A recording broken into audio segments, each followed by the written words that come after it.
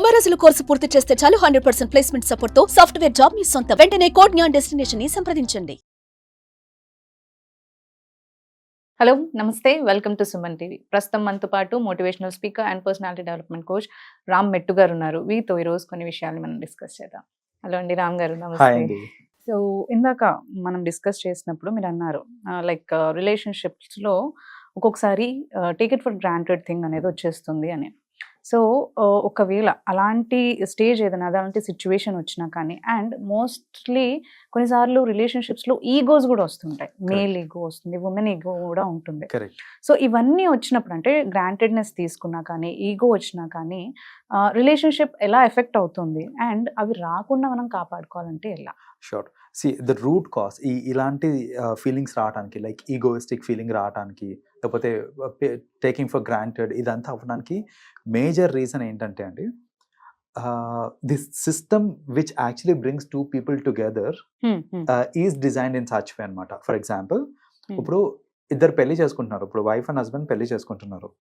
పెళ్లి చేసుకున్నప్పుడు అంటే ఇద్దరు ఇండివిజువల్స్ పెళ్లి చేసుకున్నప్పుడు అమ్మాయికి ఈగో రావడానికి రూట్ కాజ్ ఎక్కడి నుంచి ఉండొచ్చు అని అంటే, she brings dowry along most often.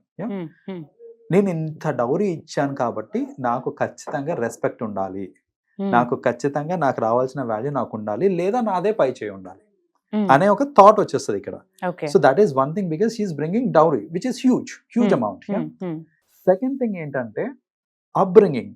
చిన్నప్పటి నుంచి వాళ్ళ పేరెంట్స్ ఏంటంటే కొంచెం ప్యాంపర్ చేయడం వలన వాట్ ఎవర్ ఇట్ ఈస్, ఒక మాట ఉండకపోవచ్చు, లేదా వెరీ ఫ్యూ కేసెస్లో తనని ఒక మాట ఇదని ఉండొచ్చు, డిసిప్లిన్ చేసి ఉండొచ్చు తనని.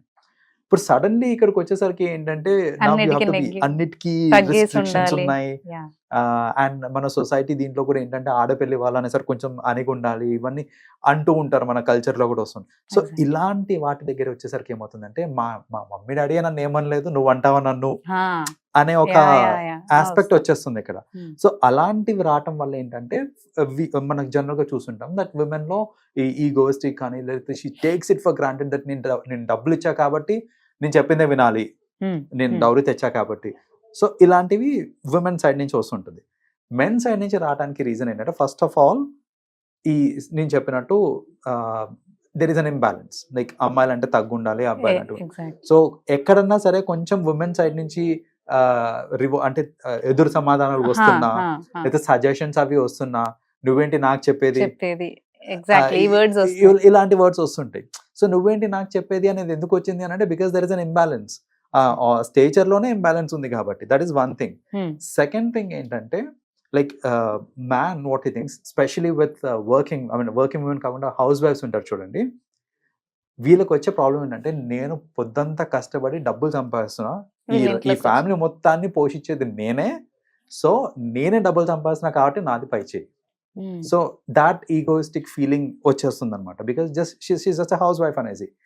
కానీ we need to understand that it is just a house wife అని ఉంది చూడండి, దట్ నోషన్ మనం తీసేసేయాలి. హౌస్ వైఫ్ అనేది it is not that easy. They have a lot of responsibility, like house hold chores కానివ్వండి, పిల్లల్ని చూసుకోవడం కానివ్వండి, there are many things like అత్త వాళ్ళని చూసుకోవడము, and it's not that easy job. So ఈ నోషన్ ఉంటుంది చూడండి, జస్ట్ ఏ హౌస్ వైఫ్ అని. ఆ నోషన్ ఉండడం వల్ల ఏంటంటే వాళ్ళకి ఆ ఈగోయిస్టిక్ ఫీలింగ్ వస్తుంటుంది. నువ్వేం చేస్తున్నావు పొద్దంతా, నువ్వు ఖాళీగానే ఉన్నావు కదా. సో చెప్పడం కూడా అలాగే చెప్తారు, మీ వైఫ్ ఏం చేస్తారంటే ఖాళీగా ఉంటుందండి ఇంట్లో. సో షీఈస్ నాట్ యాక్చువల్లీ ఖాళీగా ఉండడం కాదు కదా. సో ఇక్కడ ఈగోయిస్టిక్ ఇది వస్తుంటుంది ఏంటంటే, నేను ఎంత పని చేస్తున్నా నన్ను గుర్తించట్లేదు అనేసి ఇటు పక్కన, నువ్వేం పని చేయట్లేదని ఇటు పక్కన. సో ఇలాంటి థాట్ ప్రాసెస్ వల్ల జనరల్ గా వస్తుంటుంది. సో మనకి ఇలాంటివన్నీ ఉండకుండా ఉండాలి అని అంటే, firstly we need to understand that ఒక మ్యారేజ్ సిస్టంలో బోత్ ఆర్ ఈక్వల్ అనేది ఫస్ట్ కాన్సెప్ట్ తీసుకొని రావాలండి. అమ్మాయిలు తక్కువ కాదు, అబ్బాయిలు ఏమి ఎక్కువ కాదు, బోత్ ఆర్ ఈక్వల్. సో ఆ ఈక్వాలిటీని గుర్తించడం చాలా ఇంపార్టెంట్. మనకి కల్చరలీ కొన్ని వస్తుండొచ్చేమో, కానీ I'm somehow still against it అండి. ఫర్ ఎగ్జాంపుల్, నేను చూస్తుంటాను కొన్ని వెడ్డింగ్స్లో అట్లా, దట్ అమ్మాయితోటి హస్బెండ్ కాలు మొక్కిస్తారు, but the other way round అవ్వదు. They are in a relation, mutual understanding వచ్చి ఒక మ్యారేజ్ అనే సిస్టంలోకి వాళ్ళు వస్తున్నారు అన్నప్పుడు, ఐ సమ్హౌ నాకు అది ఎక్కలేదు, ఆ కాన్సెప్ట్ ఎక్కలేదు. అమ్మాయిలు మొక్కాలి బట్ అబ్బాయిలు వాపస్ మొక్కద్దు అనేది. అయితే ఇద్దరు మొక్కని లేకపోతే ఎవరు మొక్కద్దు.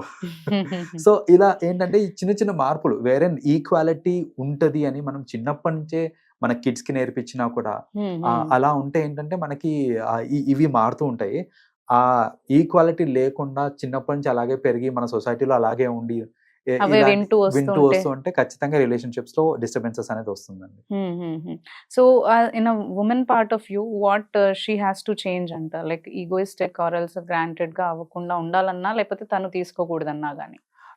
సో విమెన్ పాయింట్ ఆఫ్ వ్యూలో ఫస్ట్లీ ఒకటి అర్థం చేసుకోవాల్సింది ఏంటంటే లిటిల్ ఒక రిలేషన్షిప్ లో అన్నా అది be it a man or a women relationship లో adjustments should happen both sides. ఇప్పుడు అడ్జస్ట్మెంట్ అవ్వకుండా లేదు నేను ఇంతే చిన్నప్పటి నుంచి నేను ఇంతే మా అమ్మ నాన్న వాళ్ళు నన్ను ఇలాగే పెంచారు నేను ఇలాగే చేస్తాను నీకు ఇష్టం ఉంటే ఉండు లేకపోతే లేదు అనే థాట్స్ లో ఉంటే it will not work out. Little bit of adjustment as per spouse కానివ్వండి వాళ్ళ ఫ్యామిలీ అట్మాస్ఫియర్ కానివ్వండి ఇవన్నిటిని దృష్టిలో పెట్టుకొని ఎంతైతే చేంజ్ అవ్వాలో అంత విమెన్ సైడ్ నుంచి విమెన్ చేంజ్ అవ్వాలి. At the same time man should also change. It is just not women, man should also change. He also should understand that you know తను ఒక ఇంటి నుంచి వచ్చిన అమ్మాయి, నా మీద డిపెండెంట్ అయ్యి వచ్చిన అమ్మాయి. సో ఆబ్వియస్లీ మన ఇంటికి గెస్ట్లు వచ్చినప్పుడు ఎంత బాగా చూసుకుంటాం మనం గెస్ట్ అసలు యాక్చువల్గా how is it different? She also is coming from a different family. ఒక గెస్ట్ కి నువ్వు ఎంతైతే ఇంపార్టెన్స్ ఇస్తావో ఎంతైతే ప్రయారిటీ ఇస్తావో అలాంటి ప్రయారిటీ అదే ప్రయారిటీ వైఫ్ కి ఇచ్చారనుకోండి అసలు డిస్టర్బెన్సెస్ ఉండవు. Exactly yeah. ఆ ఇంపార్టెన్స్ అనేది ఎవరంటే లైఫ్ లాంగ్ తను ఉంటుందిలే ఇంకా అదే కదా గ్రాంటెడ్ తీసుకోవడం అంటే తను ఉంటుందిలే ఇంకా ఏం చేస్తాం అనే అదిలోనే ఉంటుంది. అదే టైంలో ఏదైనా గెస్ట్ గా ఒక అమ్మాయి వస్తే తనకి ఎంత respect care so that is what. So ఆ టేక్ ఇట్ ఫర్ గ్రాంటెడ్ లేకుండా we have to understand that తన వాళ్ళని వదులుకొని తను వచ్చింది నా దగ్గరికి అని అంటే ఇట్స్ నాట్ దట్ ఈజీ అండి. ఒక అబ్బాయి ఇదే ఎక్స్పీరియన్స్ అయితే ఆయనకు అర్థమవుతుంది. లైక్ పేరెంట్స్ ని వదిలేసుకొని అందరిని వదిలేసుకొని రేపటి నుంచి నువ్వు ఇంకొకరి ఇంట్లో ఉంటున్నావు వాళ్ళతో పాటు ఉంటున్నావు అంటే అది ఎంత ఎందుకంటే అదంతా పక్కన పెట్టేయండి. హాలిడేస్ అప్పుడు లేకపోతే పండగలప్పుడు వెళ్ళే 3-4 రోజులు ఎంత ఇబ్బంది పడిపోతారు వాళ్ళు. లైక్ అత్తవాళ్ళ ఇంటికి వెళ్ళినప్పుడు అబ్బాయిలు అక్కడ సరిగ్గా ఫ్రీగా ఉండలేక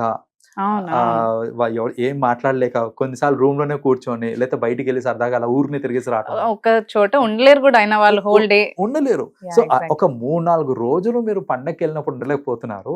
ఒక అమ్మాయి లైఫ్ లాంగ్ ఉండడానికి వస్తుంది అని అంటే we have to respect that. And that family and partner కూడా ఆ కంఫర్టబిలిటీ లైక్ ఆ లెవెల్ ఆఫ్ కంఫర్టబిలిటీ అనేది ఇవ్వాలి అనుకుంటాను. కరెక్ట్ యా ఎగ్జాక్ట్ గా. ఇప్పుడు ఎందుకంటే ఓన్లీ వాళ్ళు కూడా ఏంటంటే దే షుడ్ ఆల్సో అండర్స్టాండ్. కొన్నిసార్లు కంప్లైంట్స్ వస్తూ ఉంటాయి ఏంటంటే మా కోడలు ఏం మాట్లాడదండి or she's like very reserved kind of thing. She may be reserved with you. So మీరు ఓపెన్ అప్ చేయించాలి, అలాంటి ఎన్వైరన్మెంట్ క్రియేట్ చేయాలి. క్రియేట్ చేస్తే ఆబ్వియస్లీ ఓపెన్ అప్ అవుతారు. So that is what even families from both అంటే boy side నుంచి కూడా వాళ్ళు అలాంటి అట్మాస్ఫియర్ క్రియేట్ చేస్తేనే హెల్దీ ఎన్వైరన్మెంట్ అనేది క్రియేట్ అవుతుంది. But family and partner what they expect అంటే స్విచ్ అయిపోవాలి వెంటనే. లైక్ ఇలా అక్కడ నుంచి ఇక్కడ వచ్చిందంటే ఈ రూల్స్ కి ఇలా ఫిక్స్ అయిపోవాలి తను. They will not give time. ఇట్లాంటివి ఉంటాయి. నేను చూసాను చాలా మంది ఎలాంటి కంప్లైంట్స్ చేస్తారంటే మీ అమ్మాయి పొద్దున 5 గంటలకు లేవదు ఎందుకు లేవదు అని అత్తాళ్ళంటికి ఫోన్ చేసి వాళ్ళని అడుగు పేరెంట్స్ కి ఫోన్ చేసి అడగడము. At the same time cooking సరిగ్గా చేయట్లేదు అని చెప్పడము, బట్టలు 3 రోజులకు ఒకసారి ఉతుకుతుంది లేకపోతే మర్తిస్తుంది అండ్ ఆల్ దట్ స్టఫ్. ఇలాంటివి పెద్దగా అవుతా ఉంటాయి చిన్న చిన్నవి. ఇక్కడ ఏంటంటే పేరెంట్స్ కి అది కైండ్ ఆఫ్ నామోషి లాగా అనిపిస్తుంది. అండ్ మా పేరెంట్స్ కే చెప్తారు అయితే చిన్న విషయాలు అనేసి ఆ చిన్న చిన్న డిస్టర్బెన్సెస్ క్రియేట్ అవుతూ ఉంటాయి, వీళ్ళిద్దరి మధ్యలో క్రియేట్ అవుతూ ఉంటుంది. ఆ గ్యాప్ అనేది వైఫ్ అండ్ హస్బెండ్ మీద స్టార్ట్ అవుతుంది, విత్ ఇన్ లాస్ కూడా స్టార్ట్ అవుతుంది. ఒక్కసారి క్రాక్ వచ్చింది అని అంటే అది పెద్దగా అవుతుంది తప్ప it is tough to fill the gap. కాబట్టి right from day one they have to understand that she is a very different girl. Adjust కావడానికి టైం పడుతుంది మన ఫ్యామిలీలోకి.